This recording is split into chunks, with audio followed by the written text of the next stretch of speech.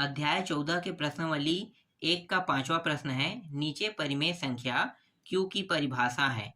q बराबर p अपान q, जहां for all p q belong करता है किसके साथ, i के साथ, और q बराबर कोई भी कंडीशन में 0 नहीं होना चाहिए कह रहा है। ठीक है, q नॉट इक्वल 0 का मतलब क्या है कि q का मान किसी भी कंडीशन में 0 नहीं होना है कह रहा है।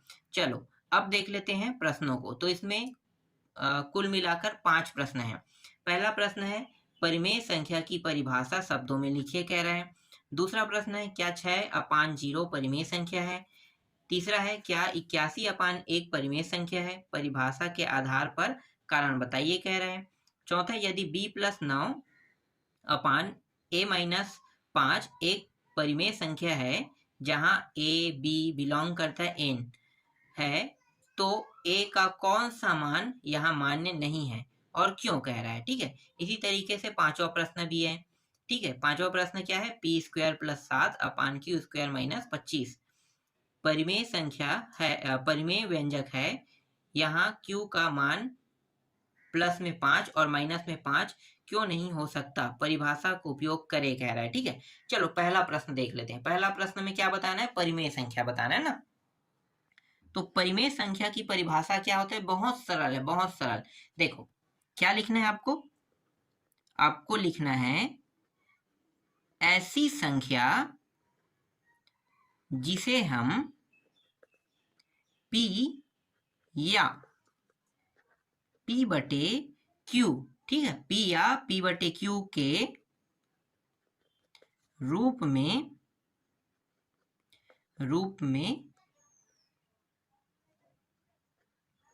व्यक्त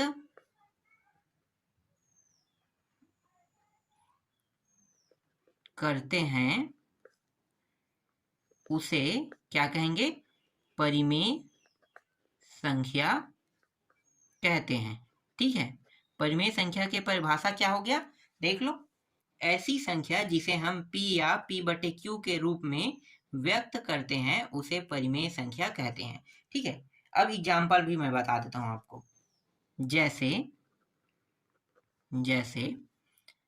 5 दिया है, 10 दिया है, 20 दिया है। ठीक है, ये भी परिमेय संख्या है। मैं आपको देखो, परिमेय संख्या की परिभाषा में आप लोगों ने देखा होगा कि कोई भी मान बटा में होता है ना, 1/2, 3/5, 5/7, तो सिर्फ उसी को बस आप परिमेय संख्या नहीं कह सकते। क्यों ऐसा मैं कह रहा हूँ, क्योंकि ये 5, 10, 20 भी परिमेय संख्या है। ऐसा क्यों भाई, इसके नीचे में कुछ नहीं, मतलब एक तो है ना, देख लो। और हम ऐसे भी तो व्यक्त कर सकते हैं 5/1, 10/1, 20/1। तो ये सब संख्या क्या है, परिमेय संख्या है। ठीक है, इसको भी हम परिमेय संख्या कहते हैं। इसके अलावा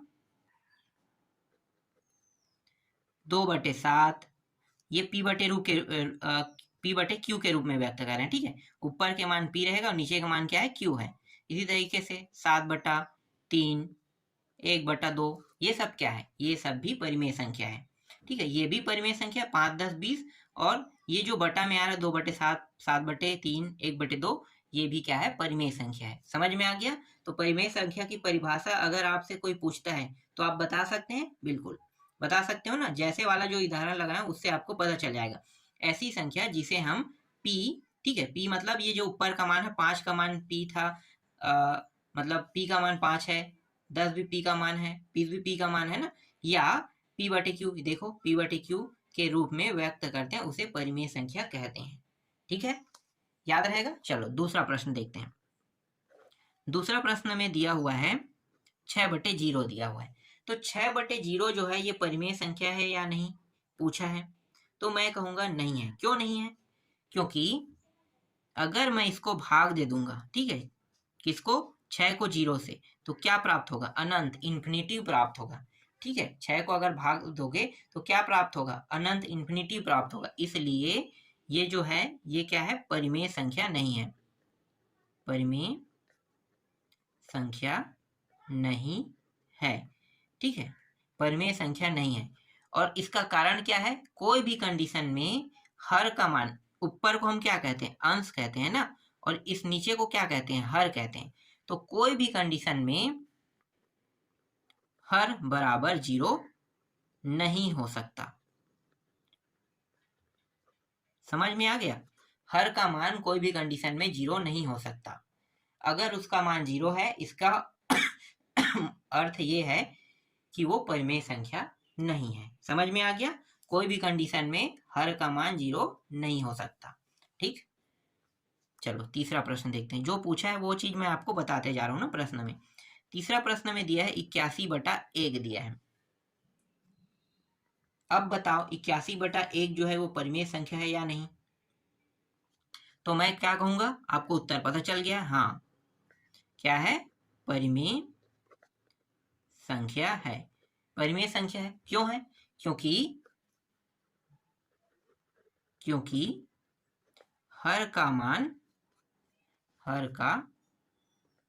मान शून्य नहीं है। ठीक है, शून्य नहीं है, इसलिए ये क्या है? परिमेय संख्या। समझ में आ गया?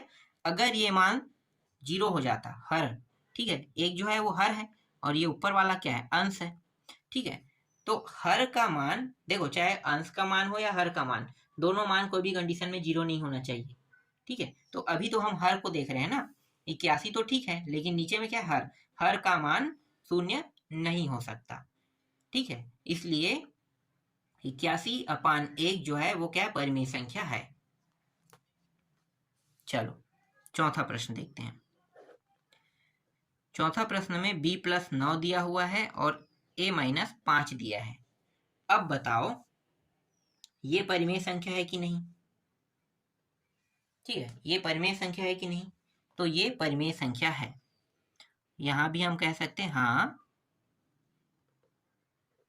परिमेय संख्या है।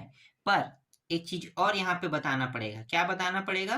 कि हाँ, ये परिमेय संख्या है। और यहाँ पे ए और बी का जिक्र हुआ है, तो आप ऐसे बता सकते हो ए बी बिलोंग करता है एन के साथ। ठीक है, ऐसा बता सकते हो। अब मैं यहाँ पे आपको ये बता देता हूं कि यहाँ पे जो नीचे में ए दिया है ना, इसका मान a-5 का मान कोई भी कंडीशन में 0 नहीं होगा। ठीक है, a-5 का मान कोई भी कंडीशन में, ये जो हर है वो क्या है? हर आपका a-5 है, तो मैं a-5 के जगह में कोई भी कंडीशन में 0 नहीं रख सकता। इसको थोड़ा सा आगे हल कर लेते हैं। तो a यहाँ पे आ गया, बराबर नहीं है, 5 उस पर चला जाएगा। ठीक है, माइनस से क्या हो गया? प्लस हो जाएगा। बराबर जो है नहीं है, अगर इसके उस पार दूसरे साइड में कोई मान को भेजेंगे तो क्या होता है? बराबर नहीं तो 5 होता है ना। इसका मतलब क्या है? इसका मतलब ये है कि a बराबर 5 हम नहीं रख सकते। समझ में आ रहा है? a का मान हम कोई भी कंडीशन में 5 नहीं रख सकते। अगर मैं यहाँ पे a का मान 5 रख देता हूँ, देखो, तो ये माइनस से ये प्लस कट के 0 हो जाएगा। तो ये कंडीशन यहाँ पे लागू होता है कि a-5 का मान हम 0 नहीं रख सकते। ठीक है, नॉट इक्वल 0, और न ही हम a बराबर 5 रख सकते हैं। अगर ये दोनों कंडीशन फुलफिल हो जाता है, मतलब हम a-5 की जगह पे 0 नहीं रख सकते और a बराबर 5 भी नहीं रख सकते, तब ये क्या है? ये परिमेय संख्या है। समझ में आ गया? तो ये भी सिद्ध हो गया। ठीक है, चलो आगे देखते हैं। फिर पांचवा प्रश्न, p² + 7 अपान q² - 25 है। ठीक है, अब इसको भी बताना है कि परिमेय संख्या है कि नहीं। तो मैं यहाँ पे बता देता हूँ, ये भी परिमेय संख्या है। परिमेय संख्या, परिमेय व्यंजक भी कह सकते हो। परिमेय संख्या या परिमेय व्यंजक है। ठीक है, क्यों है? और यहाँ पे देखो क्या दिया है? P और Q दिया है ना। तो आप इस तरह से बता सकते हो कि P Q बिलोंग करता है N के साथ। इस तरीके से भी आप बता सकते हो ना। अब ये परिमेय संख्या है तो क्यों है? और अगर ये परिमेय संख्या मतलब ये परिमेय संख्या, चलो मैं थोड़ा सा यहाँ पे सेम चौथा जैसा बता देता हूँ। ठीक है, परिमेय संख्या है तो यहाँ पे देखो क्या लिखा है भाई? q² - 25 दिया हुआ है ना। इसका मान कोई भी कंडीशन में 0 नहीं होना चाहिए। क्या नहीं होना चाहिए? 0। मैं q² - 25 के जगह में कभी भी 0 नहीं रख सकता।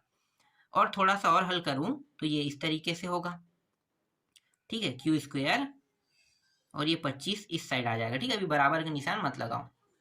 ठीक है, q² बराबर 25 और q अगर मैं करता हूं तो यहाँ पे प्लस माइनस फिर अंडर रूट क्या हो जाएगा? 25 हो जाएगा। फिर q बराबर +- 5 हो जाएगा। मतलब अब इसको अलग अलग लिख लेते हैं, q बराबर 5 और दूसरे में दूसरा मान क्या है, माइनस में लेते हैं, q बराबर -5। ये दोनों भी हम नहीं रख सकते, न ही मैं q के जगह में 5 रख सकता हूं और न ही मैं q के जगह में -5 रख सकता हूं। ठीक है, अब यहाँ पे इसे काट देते हैं इस तरीके से। तो q का मान ना ही मैं 5 रख सकता हूं और ना ही q का मान माइनस में 5 रख सकता हूं। देखो q का मान 5 रखता हूं, 5 पंचे 25 प्लस में आ रहा है और ये माइनस में है, प्लस माइनस क्या हो जाएगा, 0 हो जाएगा। ठीक है, इसलिए q बराबर मैं 5 नहीं रख सकता। अब -5 क्यों नहीं रख सकता, देखो q का मान अगर मैं -5 रखता हूं तो वर्ग करने पर क्या होगा, माइनस माइनस तो प्लस हो जाएगा ना, तो ये +25 ही प्राप्त होगा। यहाँ भी +25 और -25 क्या होगा, 0। इसीलिए q बराबर 5 हम नहीं रख सकते और नहीं q बराबर -5 भी नहीं रख सकते। ठीक है, अगर मैं इन दोनों मान को रख दूंगा तो ये क्या होगा, परिमेय संख्या नहीं होगा। इसीलिए हमें बताना होता है कि q का मान ना ही हम -5 रख सकते हैं और ना ही हम +5 रख सकते हैं। ठीक है, अगर ये दोनों हम नहीं रखेंगे तब क्या होगा, तब ये एक परिमेय संख्या है। तो इसलिए मैं यहाँ पे पहले ही आपको पूरा टॉपिक बता दिया हूँ कि ये एक परिमेय संख्या है। किस कंडीशन में, जब हम q बराबर 5 नहीं रखेंगे और ना ही हम -5 रखेंगे, तब ये क्या होगा, एक परिमेय संख्या होगा।